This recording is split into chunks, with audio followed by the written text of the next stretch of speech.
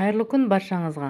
Бүгін мен сіздермен алтын қоңыздың керемет қасиетімен бөлісетін боламын.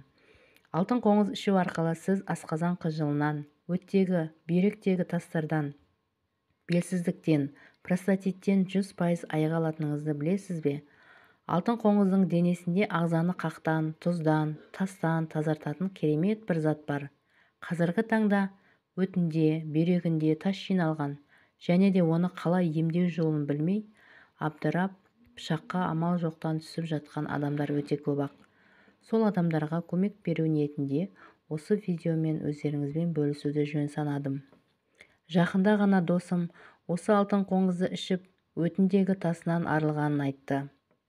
Және де өз анамыздың да тамаққа тәбеті татпай қиналып жүргенін, дәрігерлер операцияға барасыз, өтіңізде үлкен-үлкен 4 тас бар деген диагнозын қойғанын естіп, анашымызға осы алтын қоңызды әкеліп ішкізіп бастадық. Иншалла 20 күн ішіп, тәбеті дұрысталып, өттегі тастарынан жеңіл арылды.